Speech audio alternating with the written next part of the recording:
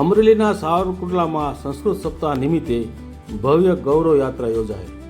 750થી વધુ વિદ્યાર્થીઓ અને 7 જીવન ઝાંખીઓ સાથે સાવરકુંડલાના માર્ગો પર ગુંજ્યો સંસ્કૃત ભાષાનો નાદ. શહેરની શૈક્ષણિક, સામાજિક અને ધાર્મિક સંસ્થાઓના ત્રિવેણી સંગમ સાથે નીકળેલી સંસ્કૃતિ યાત્રાએ જનજાગૃતિનો સંદેશ પ્રસરાયો. નમસ્કાર, હું છું વાડિયાભાઈ કુમાર અને આપ નિહાળી રહ્યા છો અમરેલી ટાઈમ્સ ન્યૂઝ.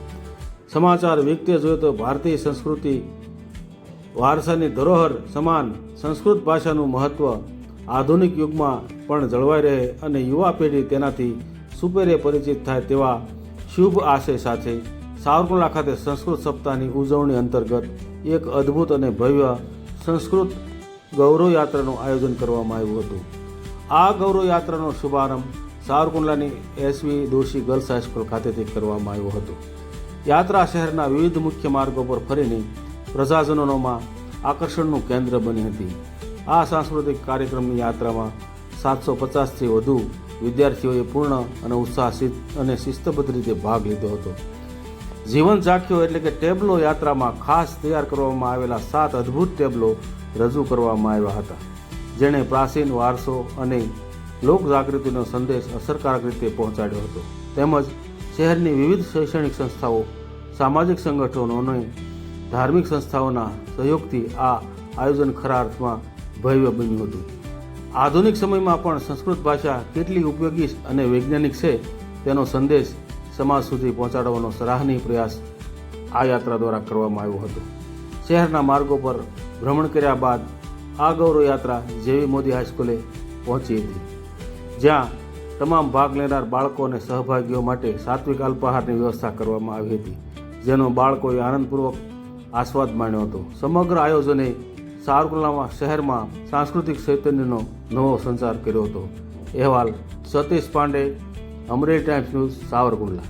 ડૉક્ટર પ્રતિમા શુક્લ સંસ્કૃત વિષય ભણાવું છું અને હું ગુજરાત બોર્ડ ગાંધીનગર સંસ્કૃત ભારતી અને તથા આજે જિલ્લા શિક્ષણ કચેરી દ્વારા જે સુંદર ગૌરવ યાત્રાનું આયોજન કરવામાં આવ્યું હતું, જેમાં અમારી કોલેજની વિદ્યાર્થિનીઓ તથા સ્કૂલ કોલેજના વિદ્યાર્થિનીઓએ સુંદર મજાના ટેબલો તૈયાર કર્યા હતા અને જેમાં આપણી ભારતીય સંસ્કૃતિનો વારસો છે તે સુંદર રીતે જળવાઈ રહે તેવી ઝાંખી પણ કરવામાં આવી હતી. ખાસ કરીને આપણી આ દેવ ભાષા છે, આપણી સંસ્કૃત ભાષા એ આપણી માતા છે અને આ સંસ્કૃત ભાષાના પ્રચાર અને પ્રસાર અર્થે આજ રોજ જે આ સુંદર ગૌરવ યાત્રાનું આયોજન કર્યું હતું, તેનાથી મને લાગે છે કે લોકો સુધી તે આપણો સંદેશ જરૂર પહોંચ્યો જ હશે અને આજનો વિદ્યાર્થી વર્ગ છે તે પણ ભાષા તરફ વળે, ભાષાની જાગૃતિ તરફ આગળ વધે અને તેમાંથી આપણો જે સુંદર વારસો છે તેમાંથી સુંદર જ્ઞાન મેળવે તેવી પણ હું અહીં આશા રાખું છું.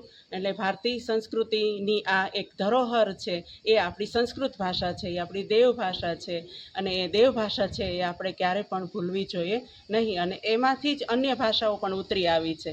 માટે આજનો આ દિવસ છે ખૂબ ગૌરવપૂર્વક હતો. અમે આજના દિવસે સુભાષિતોનું ગાન કરાયું હતું, ચિત્ર સ્પર્ધા હતી, નિબંધ સ્પર્ધા હતી, સંસ્કૃત ગીતોનું ગાન કરાયું હતું અને જે સૂત્રો અમને આપવામાં આવ્યા હતા, જે ઉદ્ઘોષ આપવામાં આવ્યો હતો તે અમે ઉદ્ઘોષણા પણ રેલી દરમિયાન, યાત્રા દરમિયાન કરી હતી.